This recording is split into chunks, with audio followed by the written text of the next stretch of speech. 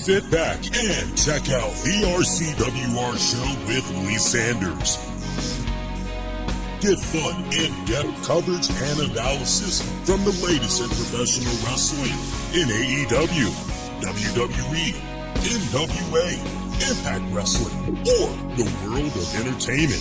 From hit TV shows to your favorite sports like the NBA or NFL. All things music, movies,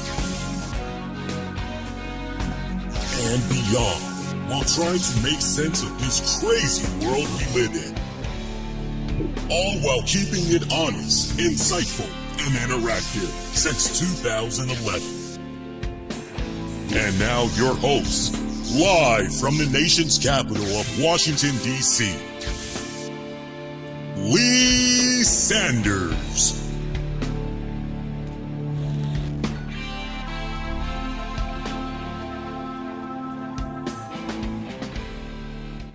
Hey guys, what's going on? Lee Sanders with you all for this Monday night edition of the RCWR Show. This December 22nd, 2025. How the hell y'all been, man? Hey, we are just a couple of days away from Christmas. How is that holiday shopping doing for you guys? Seriously. So I did most of my shopping last week. I would say early to mid last week. And then I had decided going into this past weekend, that I was going to do a couple of more things. And I'm actually waiting for Amazon to hook me up. There was something that I ordered for a lot of members of the family, including my furry little daughters, my 3 Yorkies. And everything got stuck in transit. So I don't know, for those of you that like shopping on Amazon as well, if you're having the same problem as me, but what I was expecting, I should have gotten 2 days ago. And now I definitely should have gotten it today because it said that it should be here today. And now Amazon is giving me the option of circling back and asking for a refund. So I don't know if I'm going to do that refund, because that would mean I would be one gift short for one of my family members. And I don't really want to be one gift short. I mean, they're already getting multiple gifts from me, but I really, really want them to have this one gift that trying to get for them. So kind of weird what's going on, but I actually went out earlier today and I physically went to some of the stores trying to see if maybe I could find some last minute good deals, try to see if I could find something that, oh, well, you know what, it's good that I actually went to this place physically, because hey, I definitely wouldn't have been able to find this online. I did come across a couple of really cool things when I was out and about today.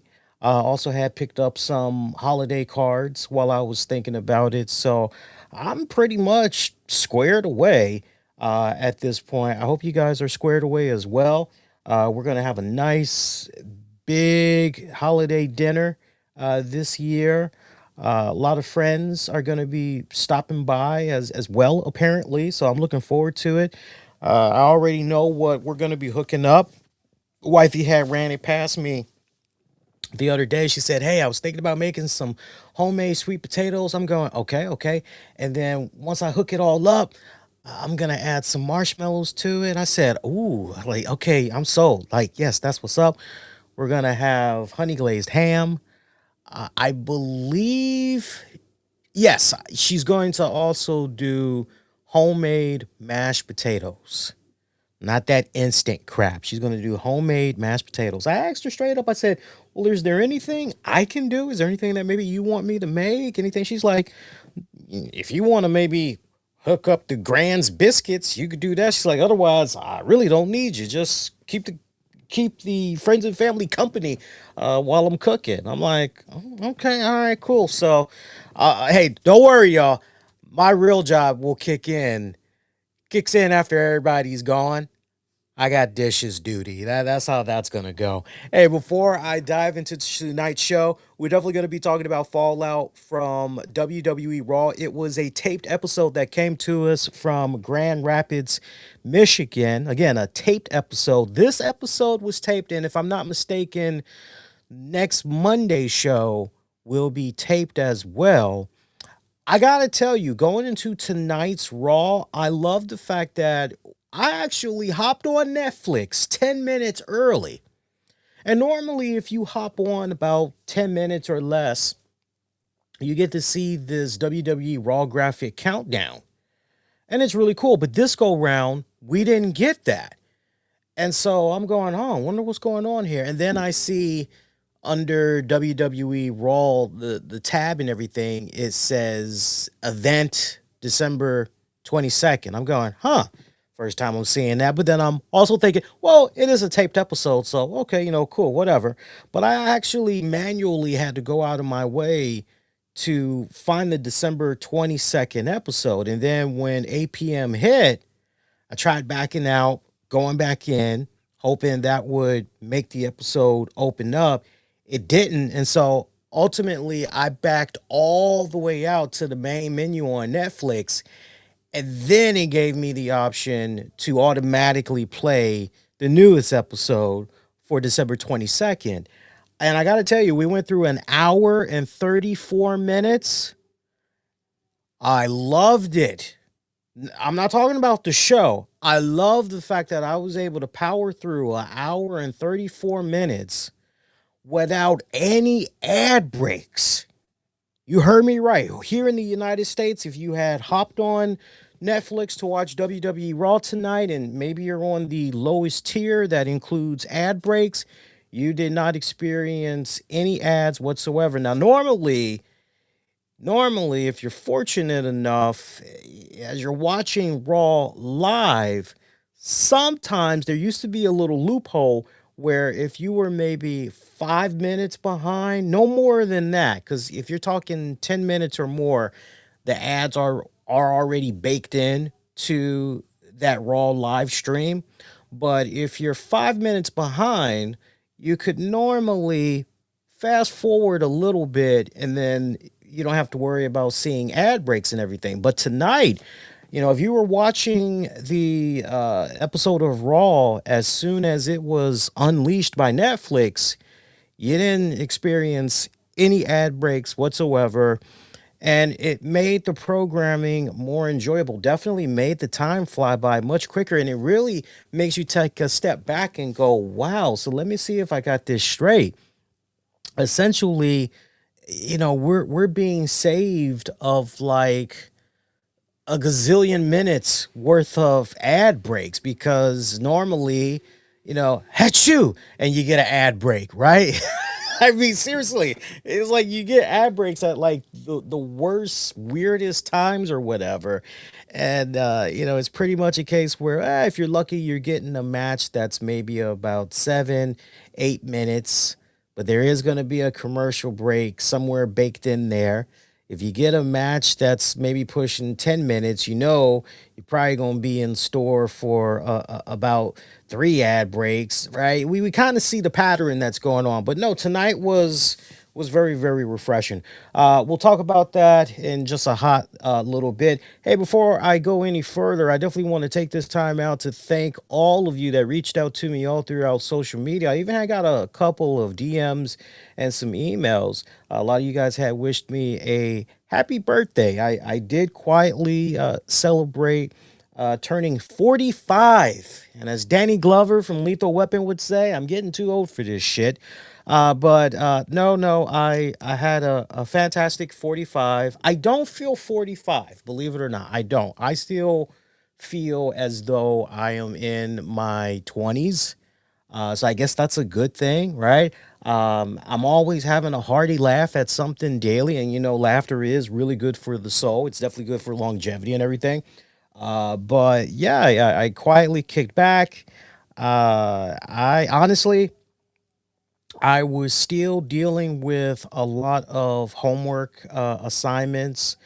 So I just wanted to quietly just try to enjoy my birthday for what it was worth, while also at the same time putting in some final touches for a few final exam papers that I had to turn in.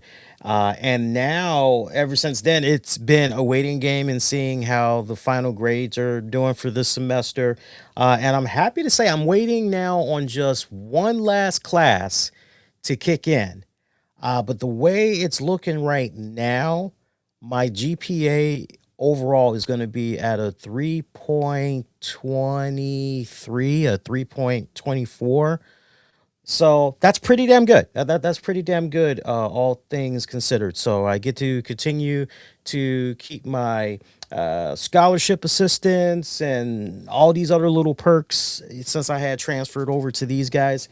So it's good. It's good. I tell you what was the most surprising as we segue to talking about Raw, 'cause I want to talk more about what I saw and what impressed me tonight of Austin Theory. If you remember, I was telling you I was concerned about my government class and how I'm just not really a fan of government, right? It'd be one thing if it's very, very specific, like let's talk DC government, right? But what I went through this semester, I mean, it was just very multi layered what was going on with government. And pretty much in between our exams, we had a case where we had to read like about almost 300 to 400 pages of textbook material on top of the lectures in order to get ready for these exams. And I didn't do too good on the first two exams. And so I was shocked when I saw that not only did I do good on my final exam, but like I did really good. Like it boosted my GPA overall this final exam. It started off looking like I was maybe going to be finishing government with a C minus, possibly flirting with a D plus. But my academic advisor, she was like, "Look, your major is journalism. We know you're doing these gen ed classes. All we care about when it comes to those gen ed classes, like your government, you can get at least a D minus. You pass. Now, unless you want to do that class over, knock yourself out. But as far as satisfying the requirements for your bachelor's, like you just got to get a D minus." I'm like, wow, that's pretty low expectation. She's like, yeah, we're pretty flexible. I'm like, well, that's cool. And she was like, don't try to go for a D minus. I said, no, obviously not. She's like, no, try to, step up your game with your study and all that. And, but yeah, D minus, like you're good. So I thought I was going to maybe be getting like a D plus, maybe a C minus when this all was going to finish out.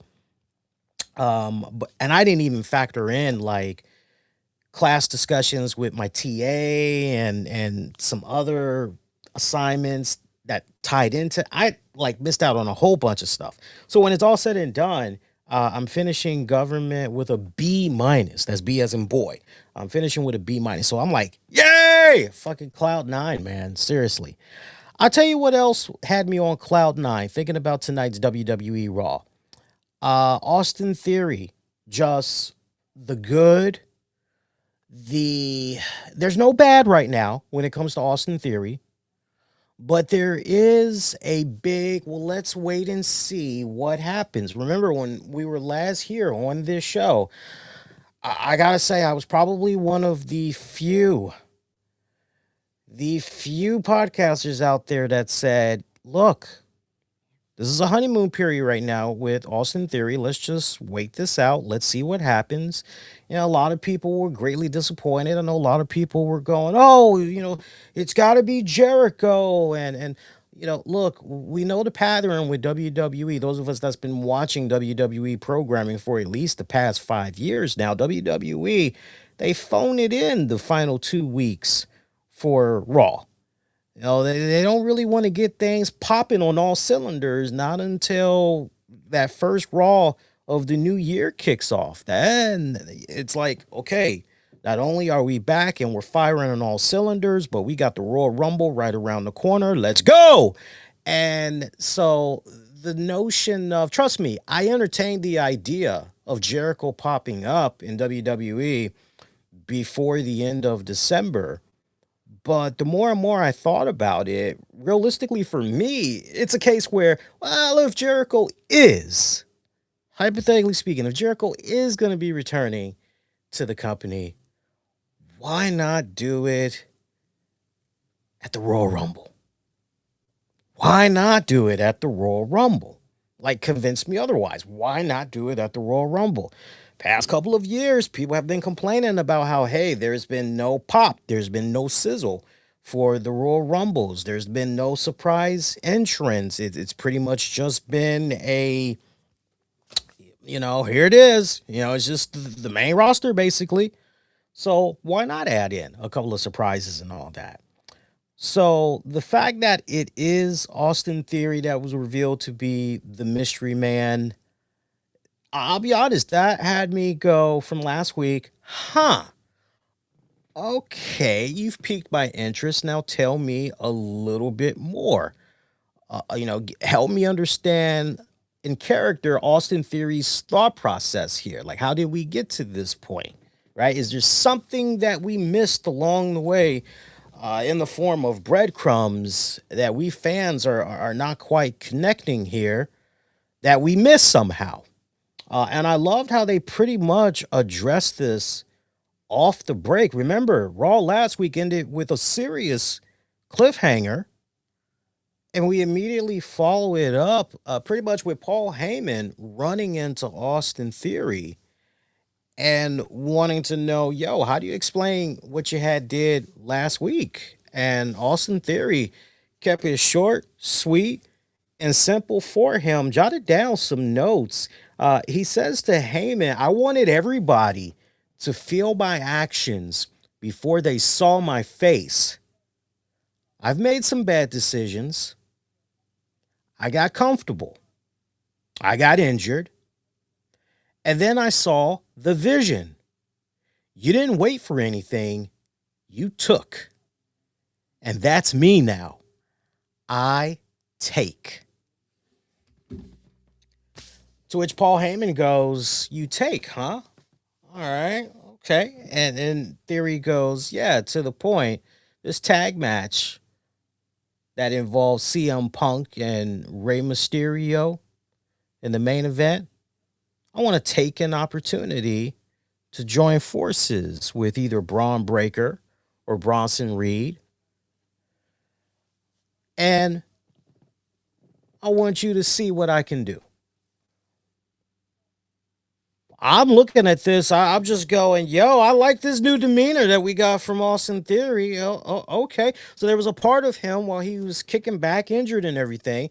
There was a part of him that actually was a little bit inspired by what he was seeing going on there with the vision.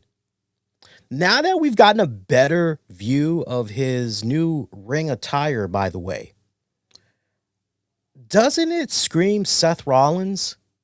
I see so many people they're going, oh, it kind of looks a little like, I think some people said it looks a little like Mello. I'm going, Mello? Carmelo Hayes? Like, what are y'all looking at? Like, I don't see Carmelo Hayes when I look at his new ring attire. I see Seth Rollins when I look at that ring attire, right? So I actually saw a really cool collage online of all the different attires that Austin Theory wore through the years. And I just want to switch to that. There we go. Just want to switch to that. I mean, look at this. Look at this. And I apologize to our audio only listeners that's not able to see. But if you're fortunate enough, you could definitely see it at the 19-minute mark of the stream.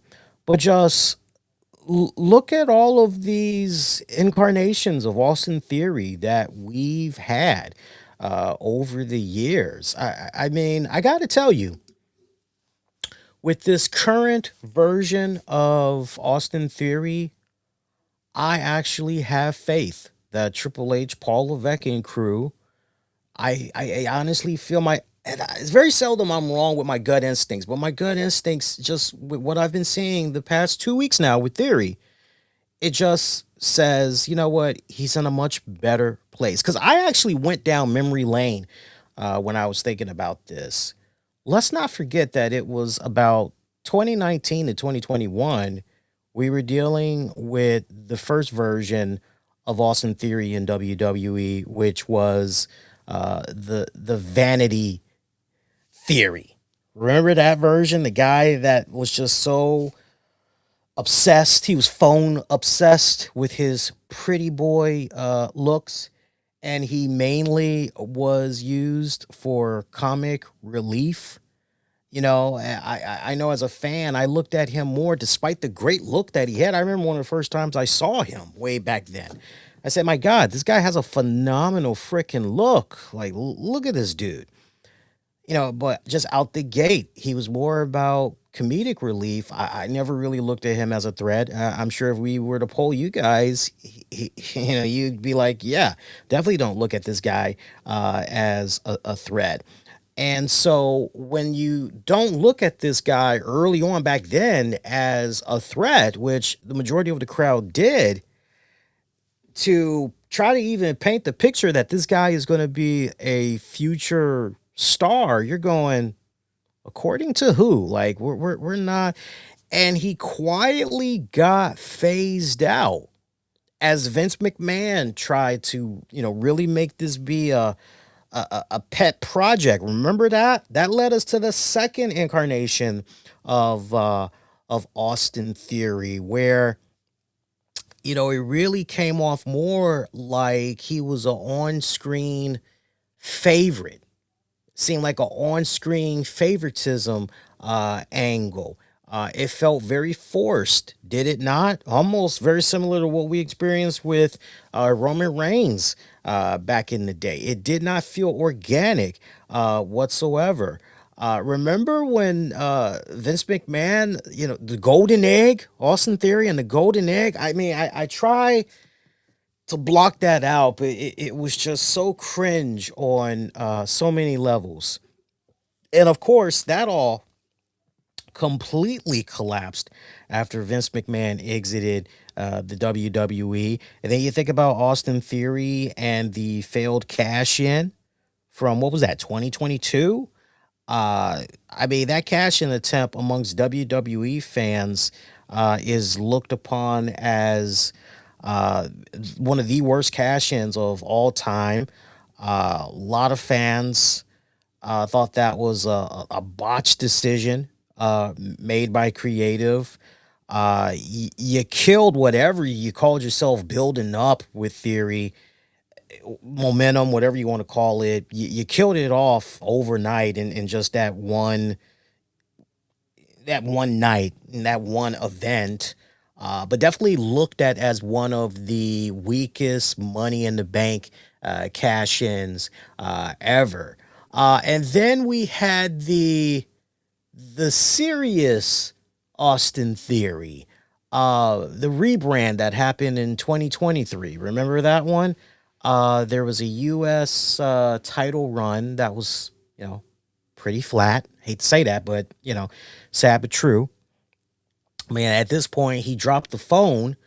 You know, he tried to increase the intensity level, but that stank.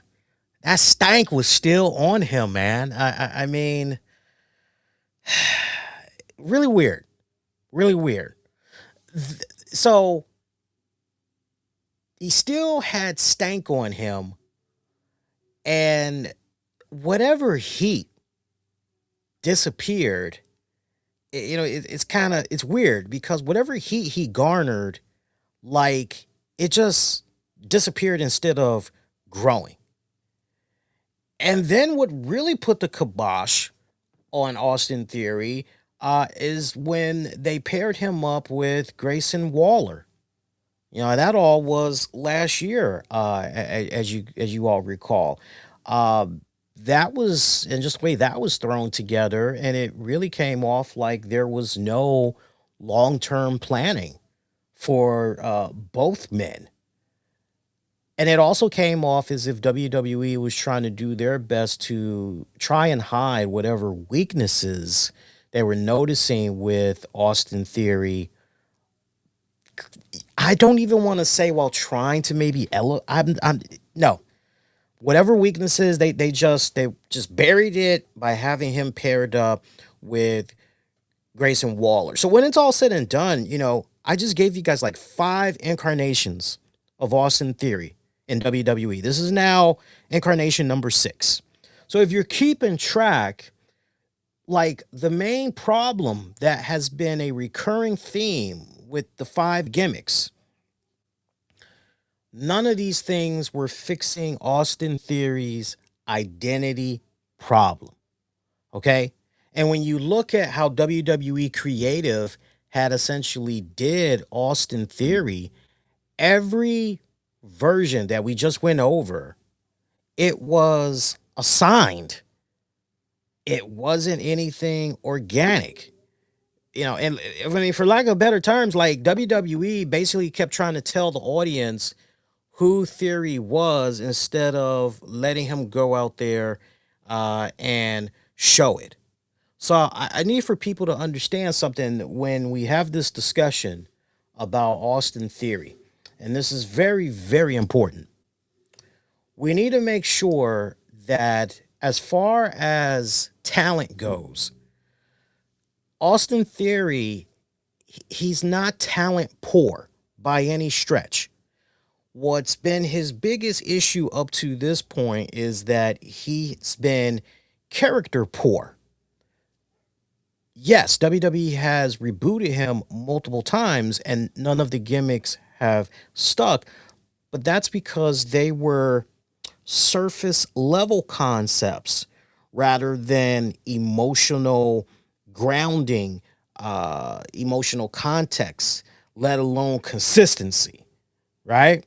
So I love that we got this more serious Austin Theory. I like the haircut. I think the haircut, just everything, the overall presentation right now, it works for this guy. What he did, mingling it up there with Bronson Reed and Braun Breaker and Paul Heyman later on in the night, I loved it. He pretty much dictated to them who he wanted to tag with and pretty much said, just watch me take the lead and follow. Once it was established that Bronson Reed was going to be the one to tag with Theory, Theory and Reed had a meeting of the minds, and I just loved how Theory continue to stand his ground and pretty much let him know, I'm going to be quarterbacking this tag match. You look to me for the lead and follow because I'm going to set the example. Nice tag match. Nice tag match there between all 4 guys. Theory, this version of Theory did not feel off by any stretch. Did not feel like, wait a minute, this guy, there's a sore thumb that's sticking out. This guy doesn't belong. No, I mean, from the fact that he's got a little bit more bulk to him, he's got some good size to him, held his own very well against CM Punk, ditto against the Hall of Famer there in Rey Mysterio. Chef's kiss. I mean, what more can I say? Just out of the gate. And honestly, nobody should be really surprised that Theory was able to hold his own against those guys because there's been enough body of his work over the years. Let's be real. We know what he's capable of. It's just the bad stench that this poor young man had for years upon years. So if you're an Austin Theory fan and you've been holding out hope and you came so close to just throwing in the towel with what we have seen so far early on, now there's new reason to go, well, wait a minute.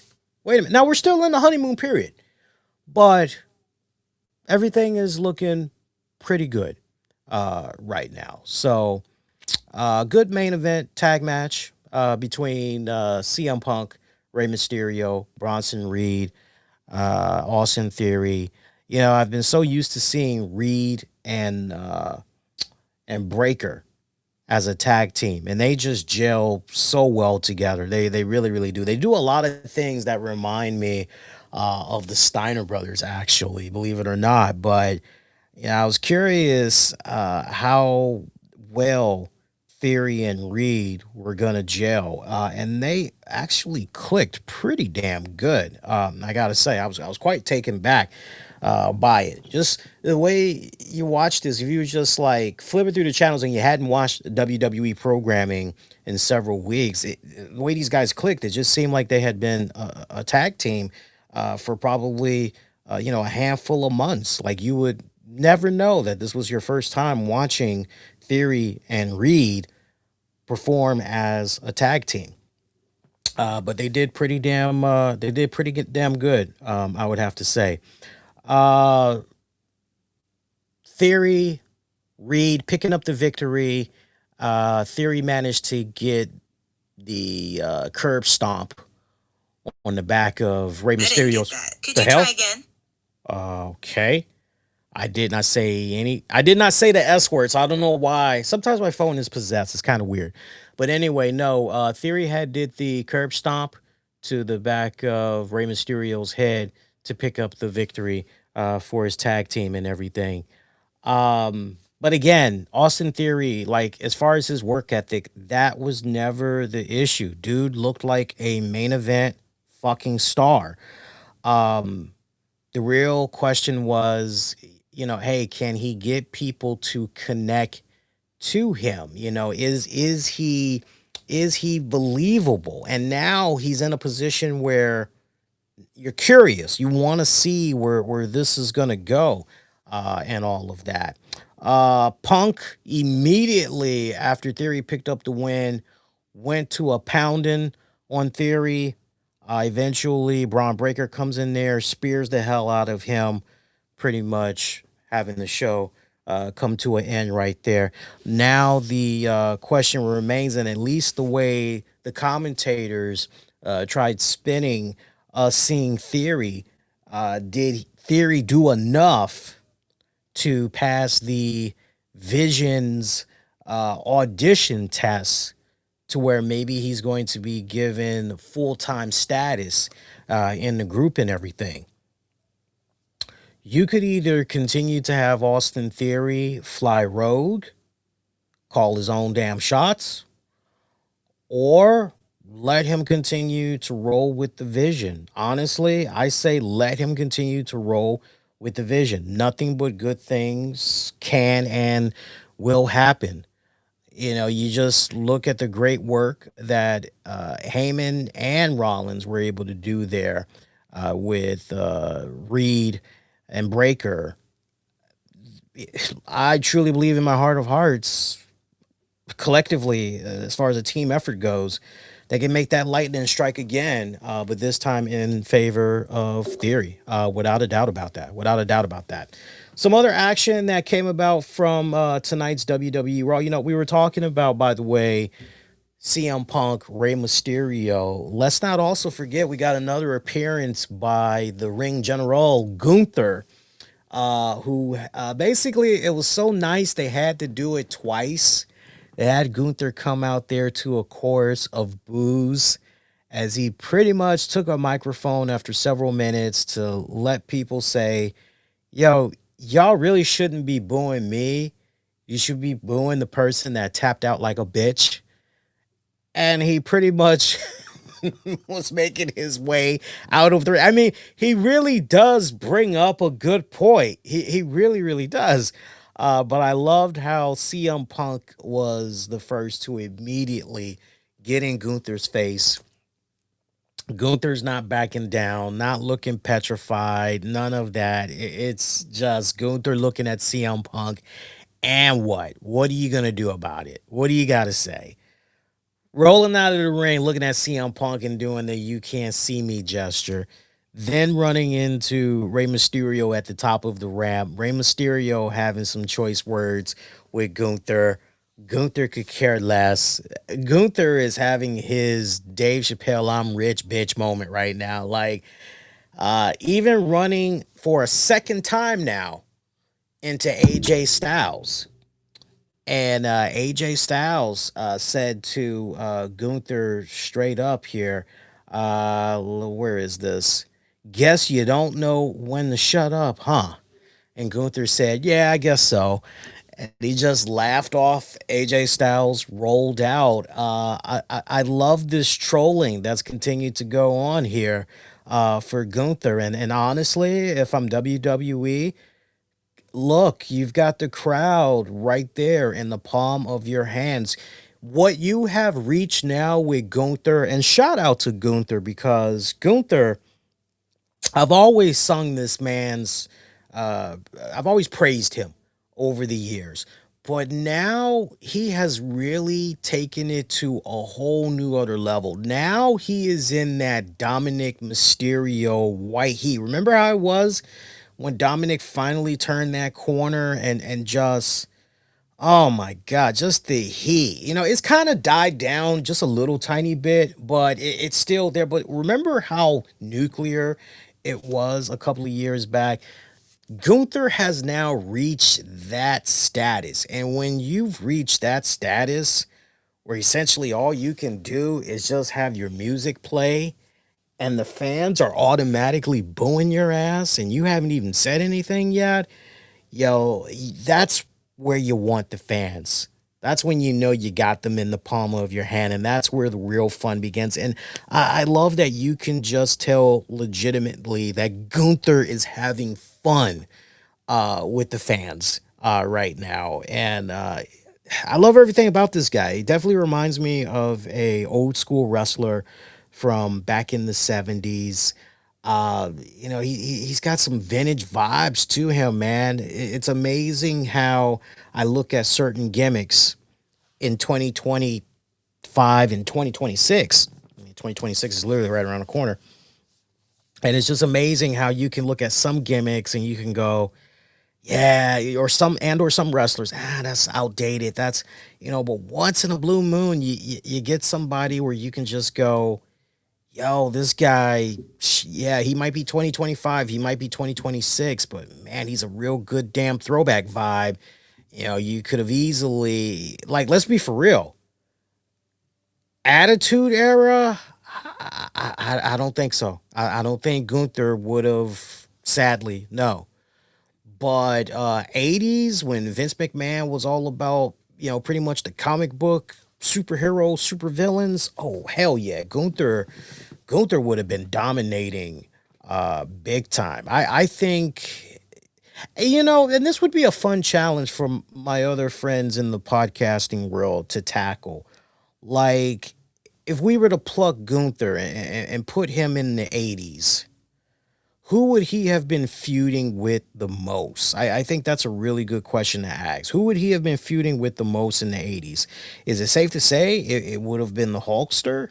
And then when you go into the 90s and you think about what was going on there with Bret Hart, right? And then eventually, everything that came to be with Bret and Shawn, like, would Gunther somehow been able to fit in there, or would he have been considered too bland of a wrestler, right? It really just makes you wonder. But like hands down, 70s, good God Almighty, put him right up there with the Pedro Moraleses, Bruno San Martinos, um, Jesus, man, Ric Flair, Dusty. I mean, it would have been killer freaking good. Like seriously, killer freaking good, man. But Gunther's having like the time of his life right now, and I'm all fine for it. Honestly, I think they're going to continue to have Gunther ride this going into the Royal Rumble, which reminds me, the Royal Rumble. I don't think the Royal Rumble is going to be hitting this year. I'm already thinking about 2026. Like in my mind, it's already 2026. So forgive me. But I think the Royal Rumble is going to be hitting like the last week in January. Yeah, it's going to be January 31st. So, honestly, at this point, let Gunther continue to just bask in the glory. And as far as what's next for Gunther, where does he go from here? It's quite simple. Getting the World Heavyweight Championship back.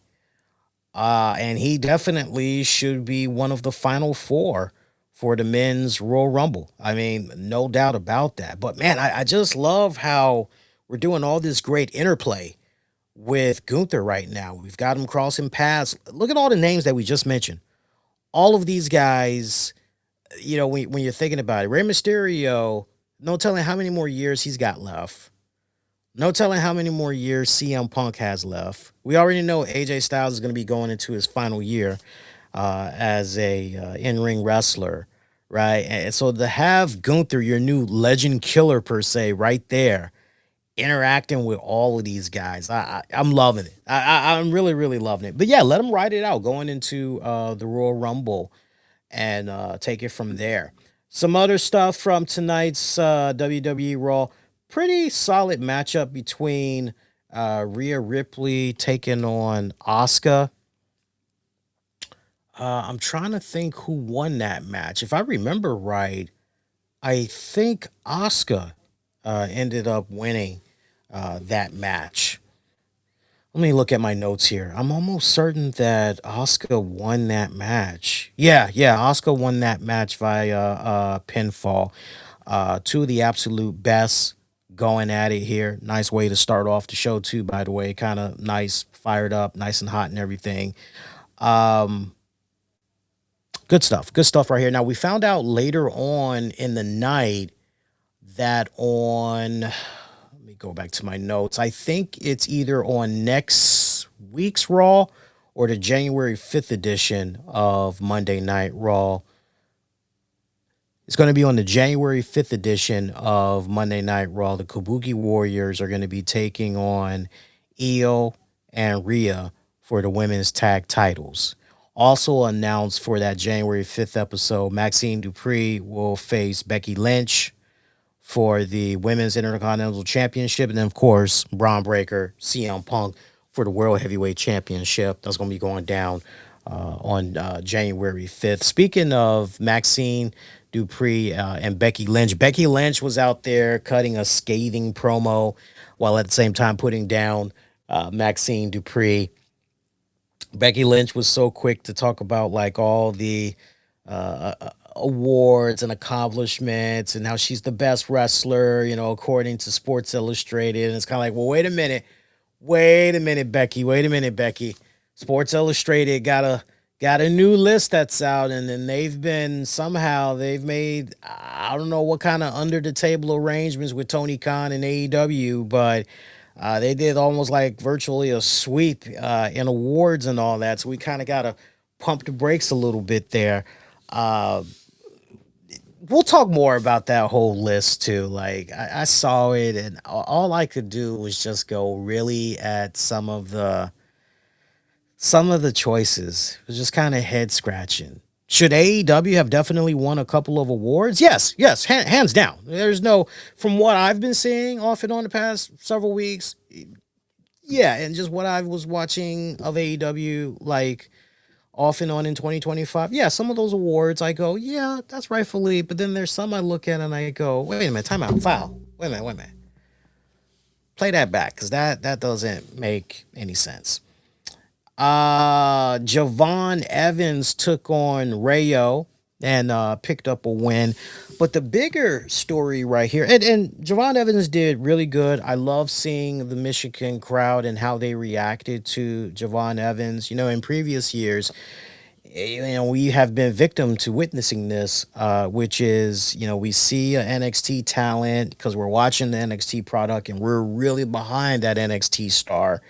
And we think nothing but, this cat's going to get over. You just watch. I mean, look at how they are connecting down in NXT. This is going to translate so well over to the main shows. And man, when we finally see them come up to the main show, like there is a huge disconnect, just a huge disconnect. To WWE's credit, they've bust their asses much harder over the years in integrating main stars from their flagship Raw and SmackDown shows to go over to NXT and then have NXT cats pop up on those flagship shows. They've really been stepping it up over the past couple of years, and it just I felt so not relieved, but I felt very pleased when I saw Javon Evans, got a nice ovation to the crowd. Everybody obviously knew who he was and all that. Played out really well. Main story to this, though, wasn't really the match, which was, it was okay for what it was worth. But Michael Cole revealed that Javon Evans is getting ready to become a free agent from NXT. And that basically this match that we saw him have tonight was pretty much his audition, if you will. But the main question was asked, where's Javon going to be heading to? Kind of makes you wonder if ultimately the decision is his or what. I think he would do pretty damn good on the Raw side of things. I personally would love to see him. He would do good on Raw, but I think he is much more needed on SmackDown.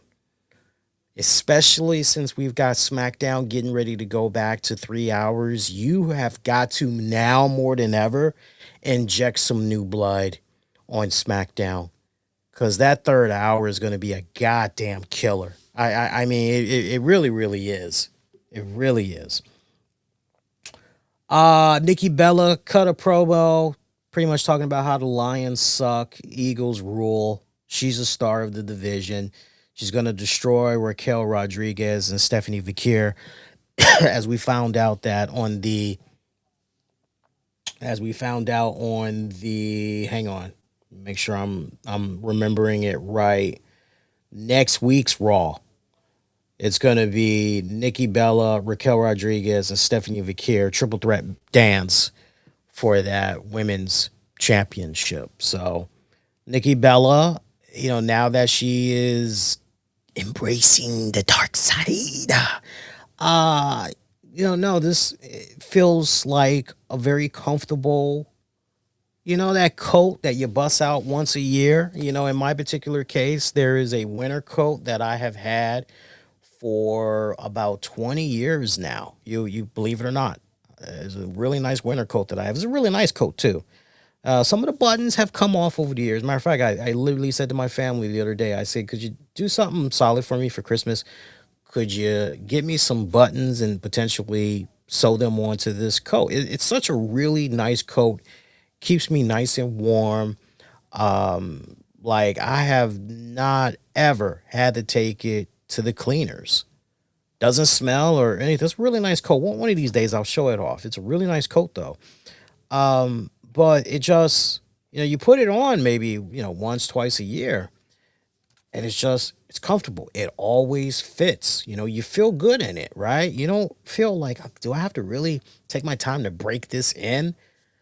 Nikki Bella, her going back to, what she does best. Like, I never really was taking her in as a babyface. That felt very, very forced as far as I was concerned. Just wasn't gelling that well. Even if you were to tell me that this was WWE's plan all along to get her to this point, I would have said to you, no, just off the break, let her be a bad guy. Because that's what she does so damn well. Bayley faced Roxanne Perez. Bayley picking up a win. Liv Morgan did her best to interfere in the match. She distracted the referee. And that had proved to be good for Roxanne Perez, who was able to get in a nice little cheap attack and pretty much had the victory. But then Raquel Rodriguez jumped up on the opposite side of the apron, was calling for the referee. Liv Morgan looking on baffled like, what the hell are you doing? So all said and done, Liv's little help there, it pretty much backfired as Bayley was able to reverse, pick up the W and everything. This definitely made Judgment Day, at least the Judgment Day girls, get into a little bit of a heated discussion backstage.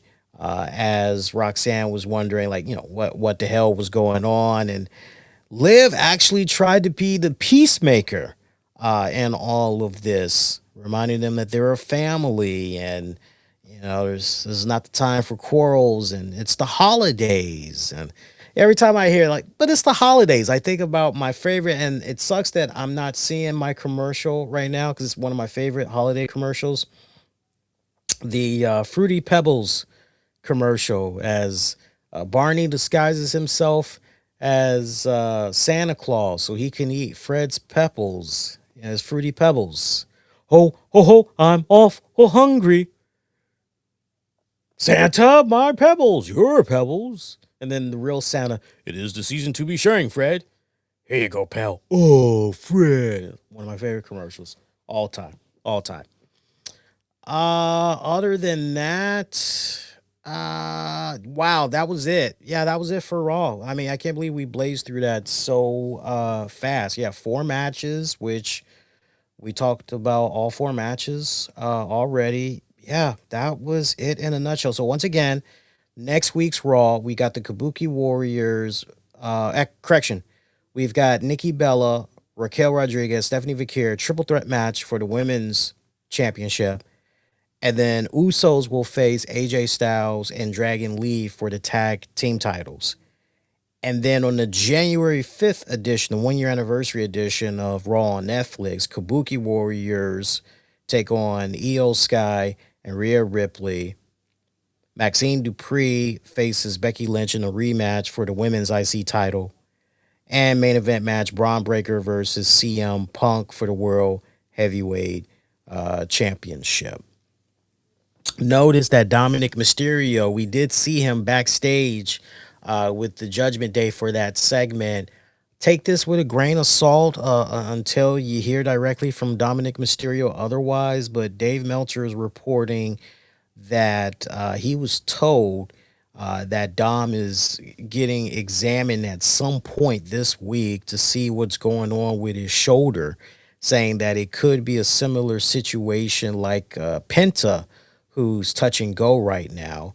Dave noted how Seth needed surgery, but that hopefully Dominic Mysterio doesn't need surgery. So kind of have that going in the back of your head on that one. Let's go to the polls now because I wanted to know, what did you guys think about tonight's WWE Raw? Got an exclusive poll up on Twitter at the RCWR show.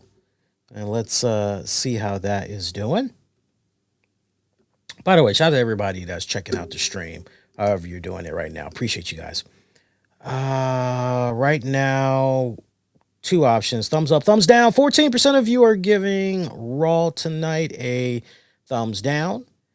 And 85% of you are giving the show a thumbs up. Appreciate you guys. If you haven't voted yet, make sure you go vote. Let your voices be heard. All right. But nice little average episode of Raw. I wish we had. I mean, honestly, it was one of your typical holiday episodes of Raw as we go into Christmas and everything. Nothing too crazy, out of the norm. Nothing earth shattering.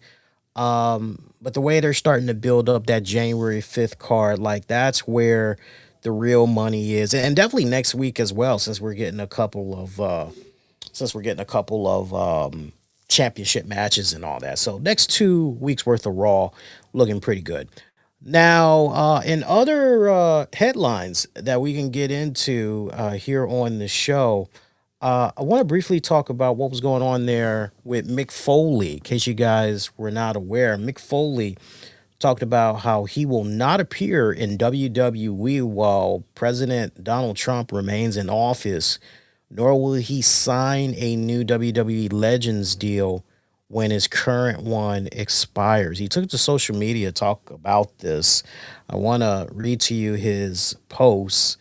He kept it short and simple. He said, quote, unquote, "While I have been concerned about WWE's close relationship with Donald Trump for several months, especially in light of his administration's ongoing cruel and inhumane treatment of immigrants, And pretty much anyone who looks like an immigrant reading the president's incredibly cruel comments in the wake of Rob Reiner's death is the final straw for me.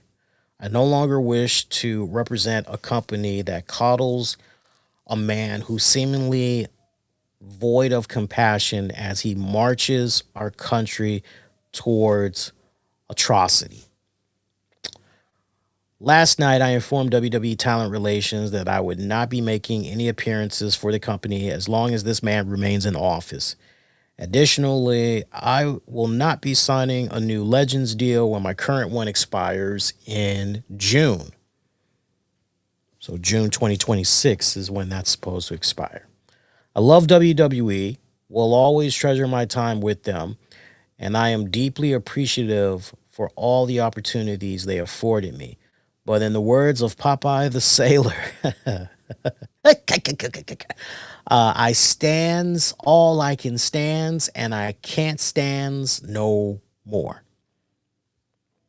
So that's Mick Foley's position. And remember, we were here last week reacting to the unfortunate passing of director, actor Rob Reiner and his wife, Michelle Reiner. As we now know definitively now that their son, Nick Reiner, is the one responsible for their deaths. And just the amount of misinformation that was out there, it definitely did not help that the president had said what he said initially. And then when more information came out that, apparently son is involved, and to the media's credit, they tried to give the president an opportunity to clarify his statements, try to walk some of those statements back, but the president doubled down. And, as we have seen, unless you have just been laying low from social media altogether, so many people left and right have come and spoke about Rob Reiner. A lot of people that just wasn't even about whatever the president had said about Reiner. They just wanted to share their personal thoughts on Rob Reiner. I saw an emotional video that Jerry O'Connor, the dude from Sliders and Stand By Me, I saw him share some thoughts from an interview.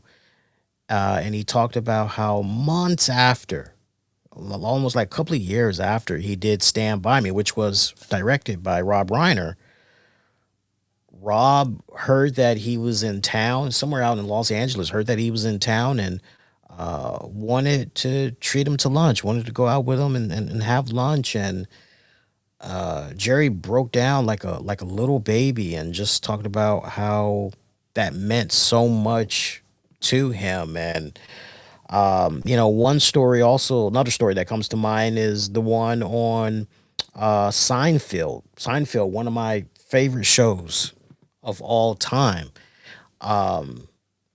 They were very close to being canceled in those first couple of seasons.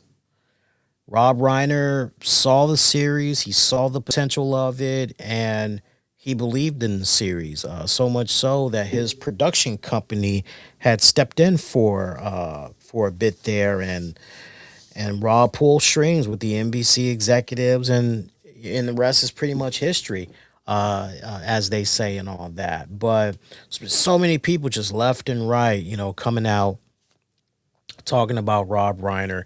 A person did the world of good as far as the world of entertainment, philanthropy, humanitarian work, and all that, and definitely was part of the discussion when it came to, hey, don't matter how you vote, just get out there, and vote. He definitely was one of those people. And so I get where Mick Foley is coming from in regards to this. I want to read to you what Kevin Nash had to say recently on his Click This podcast, because I actually saw this clip on YouTube, and I thought what Kevin Nash had to say in regards to Mick Foley. I saw what Kane put out there. Kane's statement, it was just pretty. Yeah, that's what you would expect. But I thought Kevin Nash really, really, and honesty, and there was true sincerity here with what Kevin Nash had said. Hang on, my Ring doorbell is going off like a maniac. Oh, okay, wifey's home. Wifey's just now getting home, which is great because I'm almost done with the show, so I get to catch up with her for a little bit before she goes to bed. But Kevin Nash had said this, quote unquote, Mick was in the news, he bailed, and I was just like, man, I understand it. And if that's how Mick feels, I get it from Mick's standpoint. But for me personally, because I had some people text me like, are you going to follow suit? I said, let me explain my position. I called a couple of people because I'm not going to fucking text my thought patterns. But I'm like, Paul Levesque, Triple H, and I drove up and down the road for a year and a half. Paul was the first of the clique to hold T, Nash's son. As time goes on, he gets with Steph, and I was at their wedding. I was one of Paul's best men. I was in the wedding. When I was Diesel, they flew my wife up to New York City, and Linda McMahon took my wife out for the day. And that was my wife's first visit to New York City while I was busy doing a commercial and doing some other things. Linda took care of my wife, and I'll forever be grateful for that because my wife was really nervous. I look at the McMahon, Levesque, I look at them as family. They're just family to me. Linda knows what my political views are. And let me just, for a quick sidebar that's not really sure what Kevin Nash's political beliefs are. Kevin Nash, and I don't want to misspeak on Kevin Nash, but Kevin Nash, he's always come off to me as an open-minded, middle of the road kind of guy. If he's a Democrat, I don't know anything about that, but he kind of comes off more to me like an independent. I would have to rely on hardcore Kevin Nash fans, definitely those that check out his joint with Sean Oliver, his podcast with Sean Oliver. I would have to rely on you guys more if he has like definitively, no, I'm on this side of the political party. But I know in regards to this current administration, he has been letting his thoughts be heard, and he does not like many of the things that this president and his administration have been doing. I mean, just you get about 5 minutes during your lunch break, just hop on his Twitter, and you will know exactly where Kevin Nash stands politically. That's for sure. Anyway, Linda took care of my wife, and I'll forever be grateful for that because my family was really nervous. I look at McMahon Levesque. I look at them as family. They're just family to me. Linda knows what my political views are. And I remember we were at Barclays Center where the Nets play. Her Suburban truck was coming out, and I walked up to it, and security guys, her detail, stopped me. It was priceless. The look she gave me, like, you fucking liberal. And she just looked at me. She goes, he's okay. And I went over and I gave her a hug and I asked her how she was doing. She said, fine. It's like my Republican family, but they're family. And some people try to then say on social media that all Kevin Nash gives a damn about, it's the money for him. And Kevin Nash was very quick to shoot that down, saying, no, it is not about money at all.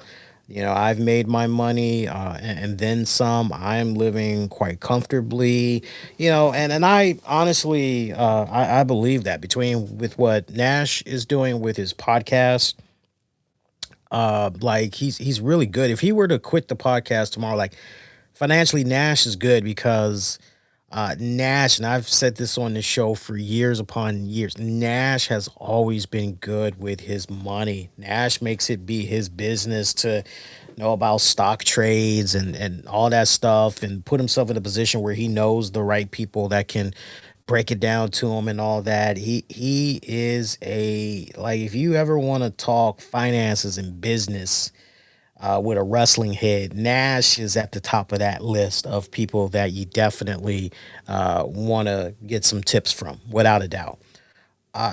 So I see all this, and it's crazy to me, just the world that we live in. It really is, because gone are the days where, yeah, I've said this time and time again. I hate to sound like a broken record, but gone are truly the days where if you disagree with somebody, politics, religion, what have you, gone are the days where you can actually sit down with that person, break bread, and have that meeting of the minds.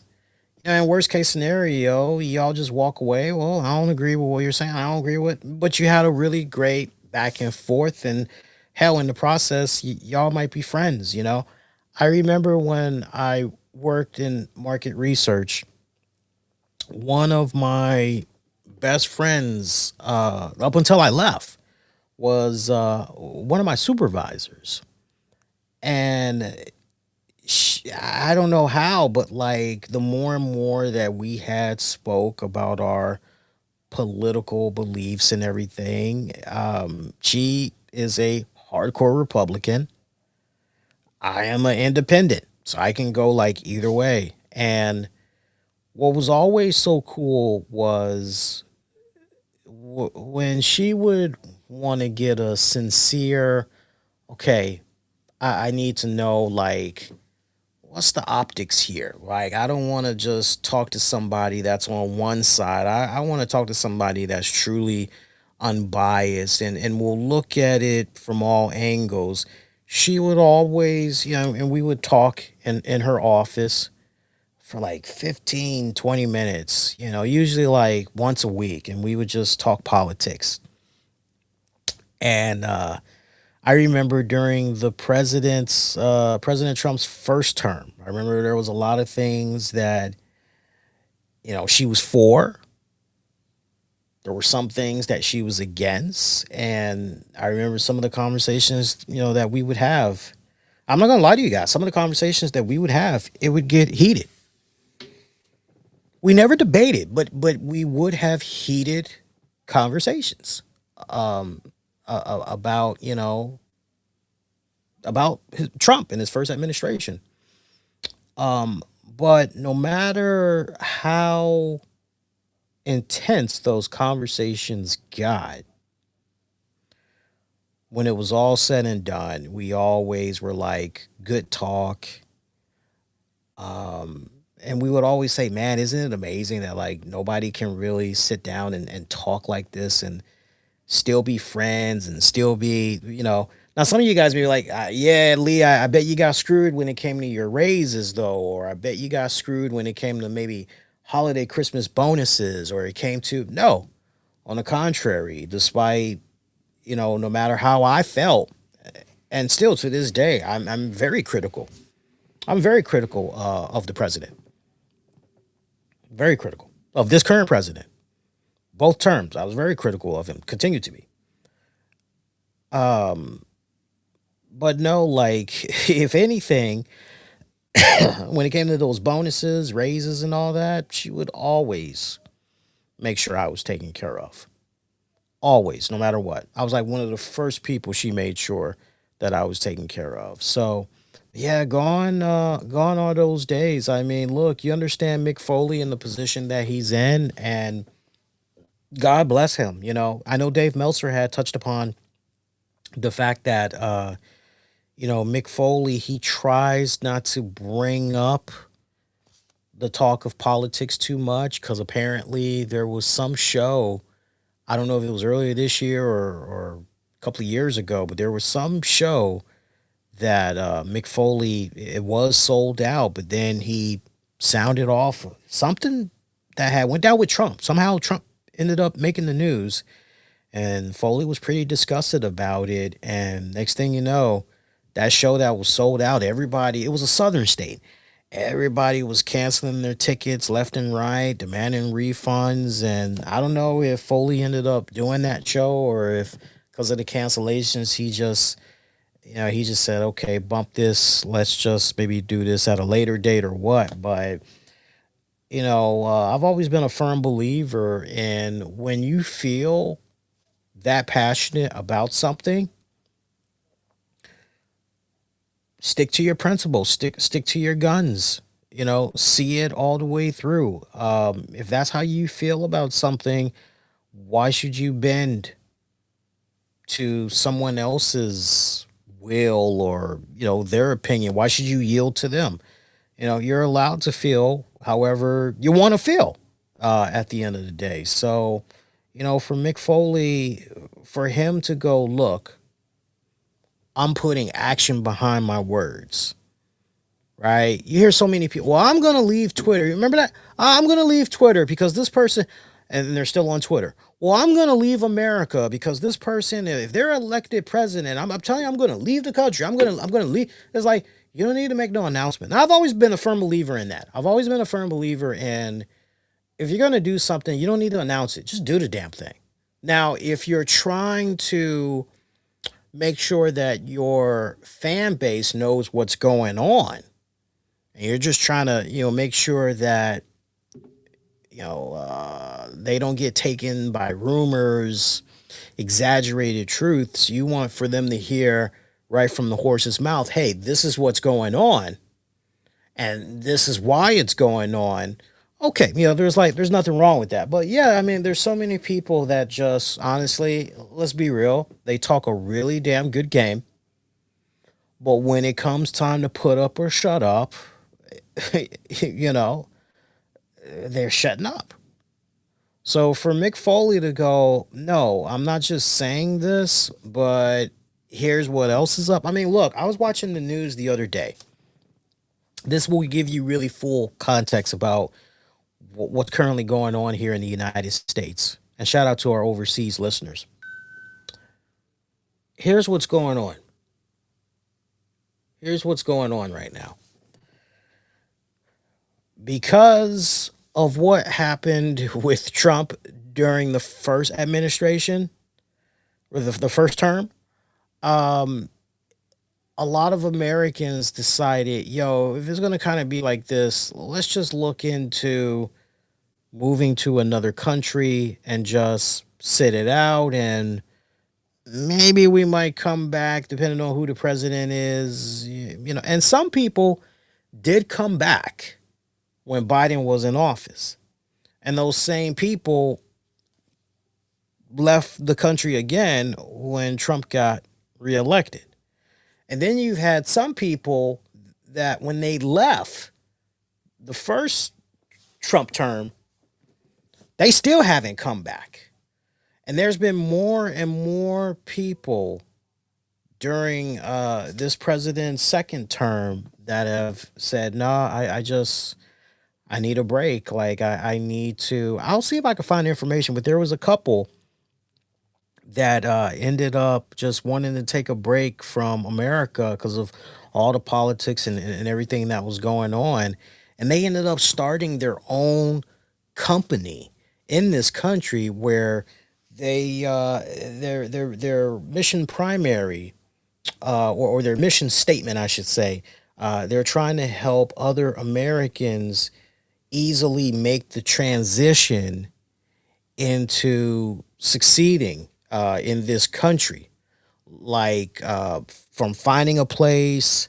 Hey, if they got kids and they're trying to make sure that their kids get the proper education, schooling education, great. Hey, do you know the language? If not, they try to make sure they set them up so that, they can take some good classes and all of that. It's real. And they've increased their business, like just within the past, 2 years, they've increased their business by 300%. So like at first when they began this business, they probably had like within a year's time, for example, they had maybe about I would say 25, maybe 50 people that were interested in coming to that specific country or just thinking about leaving the country and going elsewhere, right? What ended up being their clientele was about 25 to 50 people. Now, when you fast forward to 2025, at the time of this recording, now they've got like about somewhere between 250 to almost 400 people that they're helping with relocating to that country. Mind blowing and everything, right? But Mick Foley has a right to feel what he feels. I'm sure there's a lot of people that feel that way, but when you look at how deep in the political spectrum, how deep the McMahon family is, and their relationships there, not to mention their own personal ambitions. I mean, for God's sake, we know that Triple H Paul Levesque is one of the heads for the presidential fitness program. Matter of fact, he just put out a video. Yeah, there was a video of Triple H at the White House. They probably recorded it whenever Triple H was he was in DC for the Saturday night's main event joint. I bet you that's when they recorded it. But basically, they got Triple H saying, "Hey, this is how you can stay healthy, young kids, during the holiday season. Get out there and work out and all that other stuff." So, kudos to Mick Foley. He was absolutely right when he said, "Hey, I know he wishes that more WWE talents would, but like everybody's different. Unfortunately, not everybody has done it smart like Mick Foley and has X amount of money tucked away and they pretty much got that good fuck you money, right? Where they can just, I don't need to be doing this. I can go to AEW or I can go do this or I can do this, over here and all that. Not everybody is like that, unfortunately. Everybody's different. Everybody's different. So food for thought on that one. Also, shout out to Dave Bautista. My boy Dave Bautista got a new movie that's going to be hitting Prime Video in January. Amazon MGM released a couple of still shots for the upcoming film, The Wrecking Crew. It stars him and Jason Momoa. The synopsis for this one, it follows two half brothers who must work together to solve their father's murder after 20 years of bad blood. Sounds promising, right? Sounds pretty promising. That's going to be premiering on Prime Video January 28th.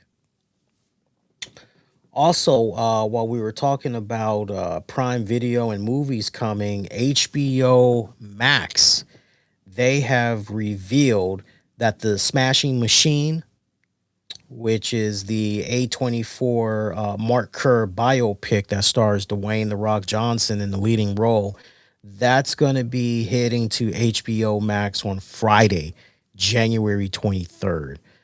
Remember, the movie came out, I think it was like around October. So basically, it was in theaters for like about 100 days.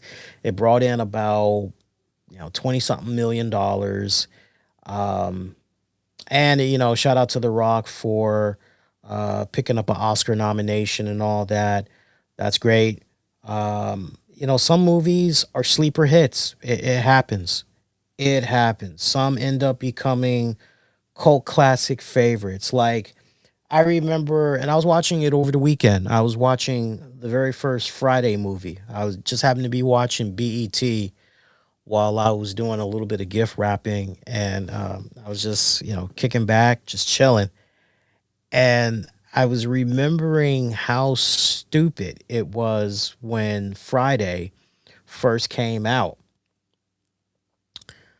But even way back then, when it first came out, like, we knew we were watching a dumb movie, but at the same time, we also felt we were watching a cult classic. And then of course we got Friday, next Friday, and then Friday after next. I ended up watching all three on BET like back to back. So, um, the money, it might not be buku's money that it's bringing in, but it's all about that cult following. And the little bit that I've seen from the Smashing Machine, those that I've spoken to, a lot of them are like, "Yo, this is going to be a movie that a lot of people, yeah, they slept on it, but once they start having access to it on their respective streaming platforms, can digitally rent it, own it, and all that, like that's when they're going to be like, wow, like this was actually really, really good." So I know I already have HBO Max. I've been had HBO Max. I'm definitely going to be checking it out. I wanted to see it in theaters, but the biggest issue for me where I live, like nobody was showing it.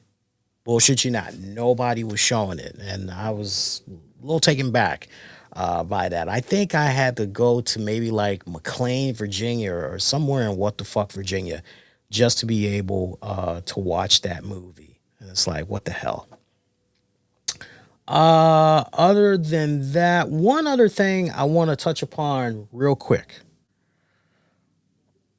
Bruce Pritchard, he's back with Conrad Thompson doing his something to wrestle with, and that's great. Causing quite a little bit of controversy for comments he made in regards to music legend, in-house legend Jim Johnston, and whether or not Jim Johnston deserves to go into the WWE Hall of Fame. And this is a direct quote that Pritchard had said, and you can't say, "Oh, well, this was taken out of context," because literally what they shared from their podcast show page on Twitter is what was shared. I'm like, okay, so we can't take you out of context. "Quote unquote, Jim had a huge contribution to the business in general. Jim wrote the soundtrack for a lot of people's youths. No problems there right now. As a product child of the early 80s, I definitely, like, there's no lies detected there. The issue becomes with only having one person to do that. After a while, it all starts to sound the same. It's not a knock on that person. When you look at the body of work that Jim Johnston did, it's incredible. Jim had a sound. If you go back and after a while you start to listen to Jim's work, everything sounds like Bam Bam Bigelow's entrance. That's why we also use Jimmy Hart. That's why Rick Derringer was used. That's why other people were used. I thought his work was great, but when you have so much of it, it can sound the same. Instead of getting more help, you want to keep more control. Let go, man. Take the help." So obviously, Bruce Pritchard, and I'm quite sure that if there was something more that Conrad Thompson was trying to pull, because I'm reading this transcript and I heard the audio, looked at Bruce Pritchard's facial expressions during this piece, and there was a part of me that's just looking at this and I'm going, so it seems like Brucey boy here is kind of revealing some stuff behind the scenes that could potentially suggest that maybe there was a little bit of contention, a little bit of friction there in regards to Johnson. And hey, how about we collaborate? How about we outsource this, because this just, and you hear about this, all the time when it comes, for example, to musical scores and all that. I know. Because you are talking to somebody that has an associate in media production, I know that there were a lot of projects that I had worked on at community college where after so many projects, of, okay, I'm going with this music, I'm using this, I'm using, like, everybody's got their own definitive style when it comes to the type of music that they're using to try to score a particular scene, or they're trying to move some type of footage. Maybe it's oh wow, the joint just blew up there. Sorry about that. All right, I think I fixed that. Let's see. Yeah, I fixed it. Sorry about that, guys. It just zoomed right in, especially when I was just rubbing my nose. Sorry about that. Anyway, no, but like after a while, it's like, nah, I know Lee's scoring when I hear it. If I'm looking at something and Lee has a trademark. Like, I know his trademark. I know his, like, and I could switch it up. I could, like, I could go with a whole completely different genre. I could go with like a whole different style of mixing. It gets to a point where it's like, no, no, no, no. I know a Lee Sanders mix when I hear it. Which isn't a bad thing, but it's like, if it's not really capturing what you truly envision for that particular project, so who else we got? Who else can take a crack at this, right? So I get where Bruce Pritchard is coming from within reason, but not for nothing. Not for nothing. We think about Def Rebel. We think about God. I'm trying to think of like the other people that have been involved with WWE and who's currently involved, like mixing the music and all that. And it's safe to say that at this point, okay, well, now we can actually take a step back and we can go, okay, so really, when it's all said and done, if we were to induct somebody in the WWE Hall of Fame, as far as music contributions go, hey, these guys provided the soundtrack for some of our favorite wrestlers. Jim Johnson is a first ballot for sure Hall of Fame or induction. I like there's no mistake about it. And I take those comments about everything sounds like Bam Bam Bigelow. I take that quite personally, because anybody that has never listened to the WWE Anthology album that came out back in the day, I think it came out around the early 2000s. I remember me and my friends, we all went out of our way to buy that joint. I think it was, see, you opened it up, and I think it opened four to six sections. So I think you had like about 4 to 6 disc of music. My God, we used to push the hell out of that joint. Are you really trying to tell me that Jim Johnson's Birth of Faith theme and Stone Cold Steve Austin are the same damn thing? Like, come on, man. Like really? Um, but my God, I just think about The Undertaker. I think about Ultimate Warrior. I think about Yokozuna, Psycho Sid, Diesel, Repo Man, Doink the Clown, Kamala, Tugboat, Earthquake. So goddamn diverse. I mean, whatever that particular situation called for, Jim Johnston, like the king, the absolute freaking king. Um,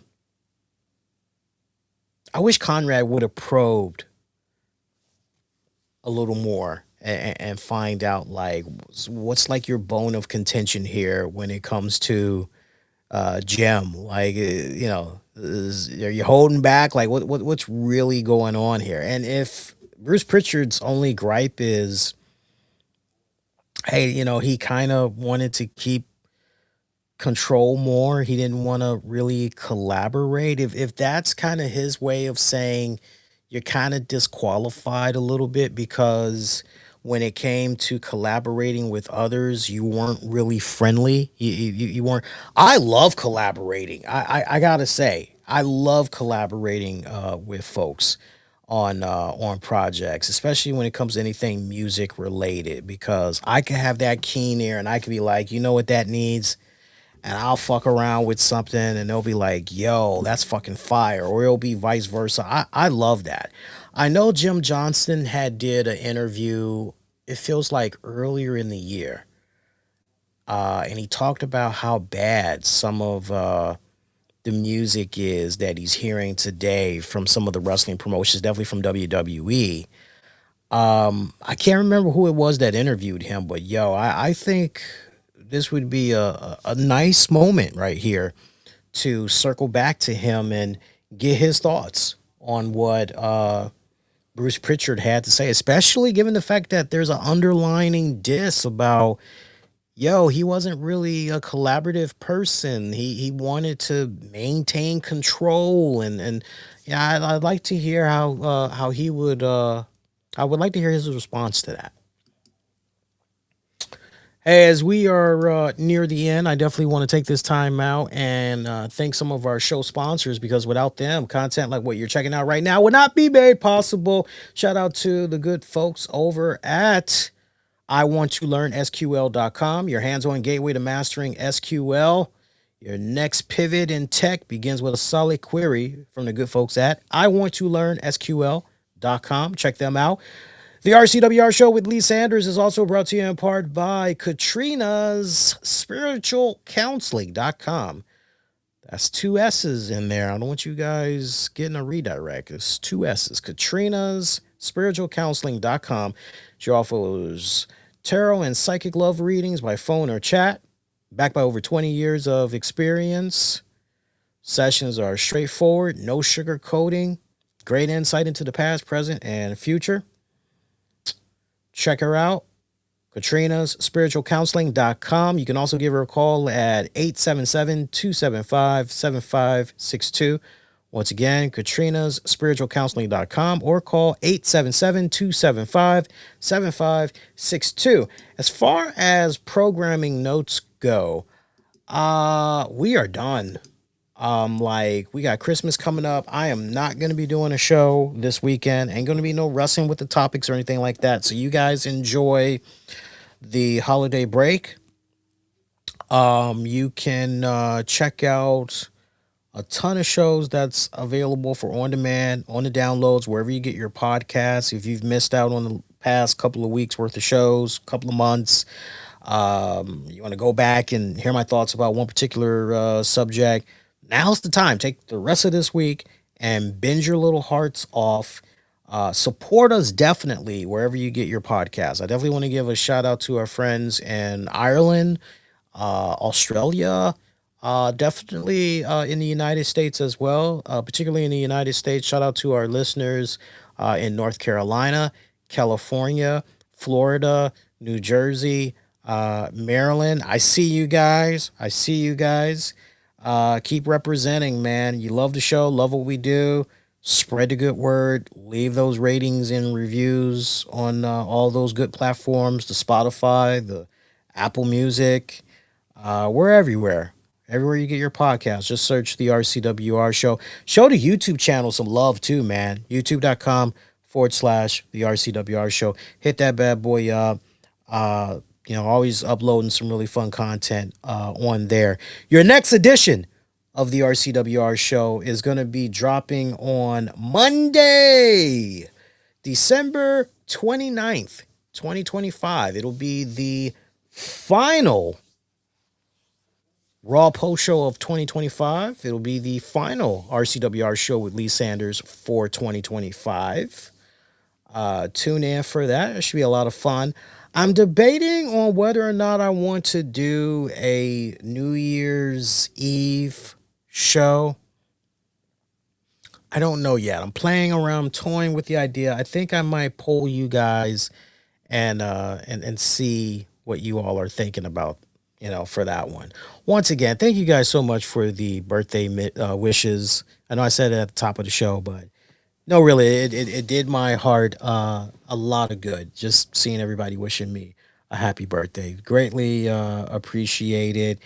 Um, Feels kind of weird turning 45 because now I'm going, oh shit, I'm 5 years away from 50.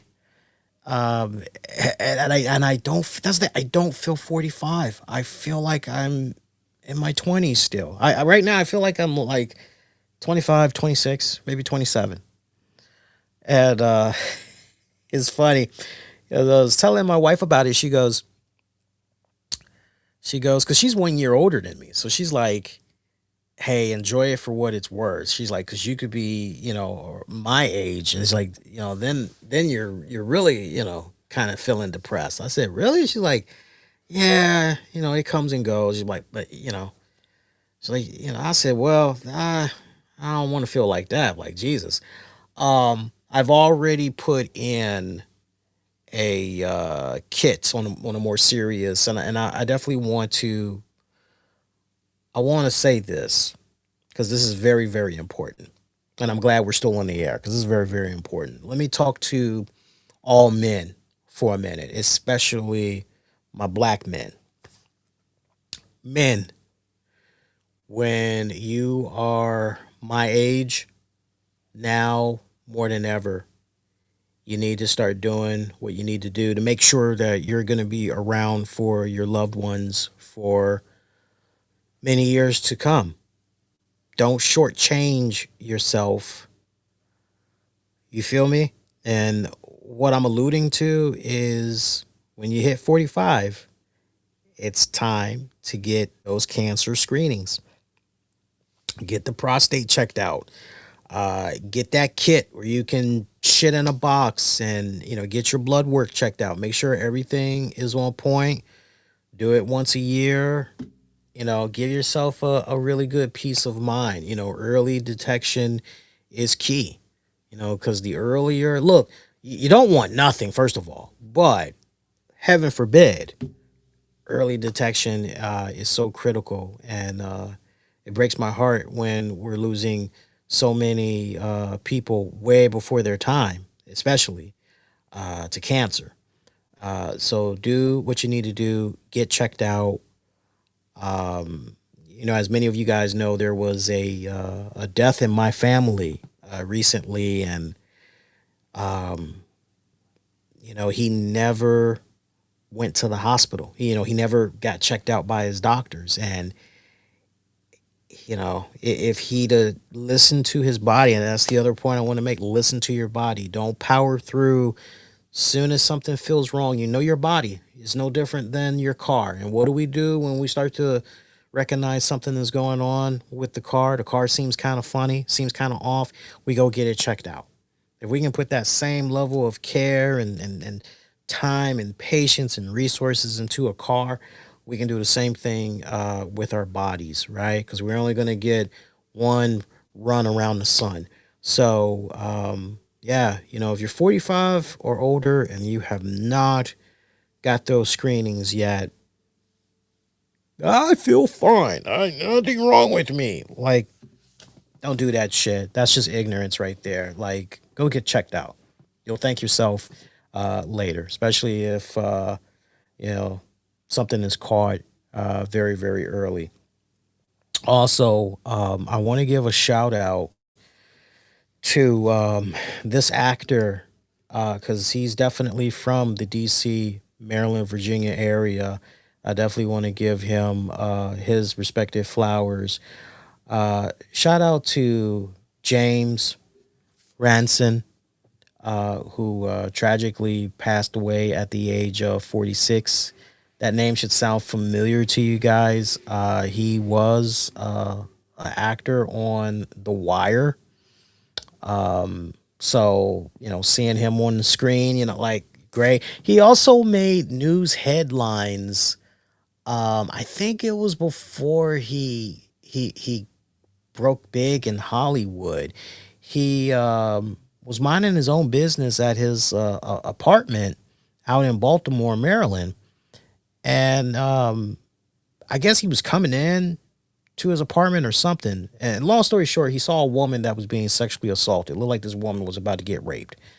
And he pretty much stopped the rapist, and the rest was pretty much history. He stopped them, and somebody called the cops, and that person was apprehended and everything. When you all may not be aware of this, but apparently he passed away due to suicide, and it's safe to say,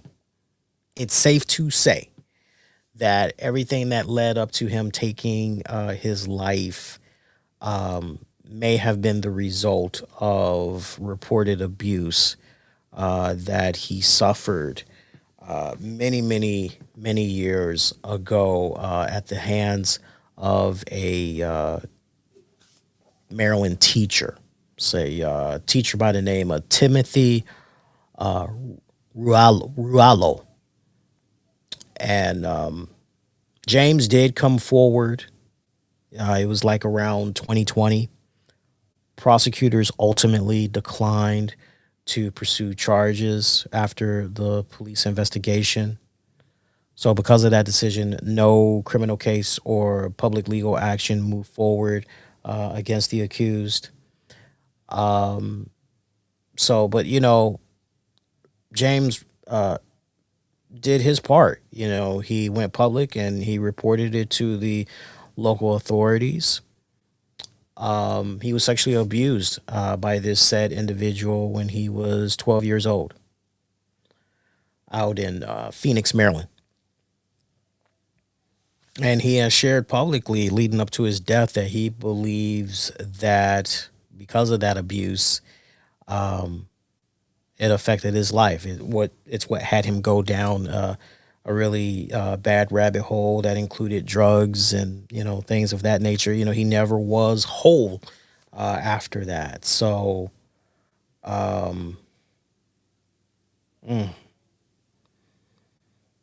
I always get so fucking sad. You guys have no idea. I always get so depressed when I hear about a passing. Even if it's just natural causes, I just get so depressed when I hear about somebody passing so close to the holidays. And I think about that family that, now instead of celebrating, they now have to prepare for a burial. And, it makes that first year of that holiday, that initial holiday, but then the 1 year anniversary, it makes it tough, makes it really tough. So my thoughts, my prayers, my condolences definitely goes out to James Ranson's friends, colleagues, loved ones, and just it's tough. It's tough. It just goes to show you that you just never know. You just never know what is going on behind a person's smile, and no matter how upbeat and all that they may be, how okay, mentally they seem like they're all there. And they seem like they got their faculties in check, like they got nothing to worry about. Just one of those friendly reminders to, especially if you got that friend that you haven't heard from in a while and everything. It's just one of those friendly reminders to just check in with them, make sure they're okay, let them know, hey, I'm there for you if you need me. If you just want to shoot the shit, or you want to go grab a beer, like I'm here for you. I'm thinking about you. Hey, won't you come over here? You don't need to be alone. Or, hey, I can come over your place and all of that other stuff.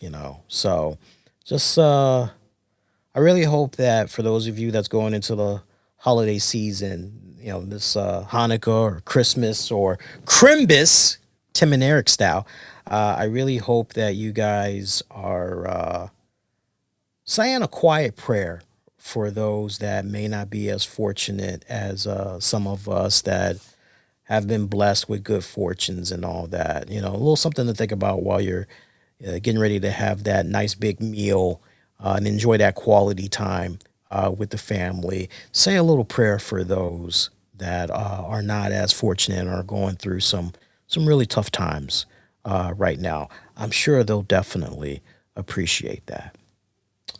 And on that note, my friends, until next go around, as I always end these shows, wishing all y'all to be safe. Most importantly, be kind to one another. A very happy, Merry Christmas. Happy Hanukkah, Kwanzaa.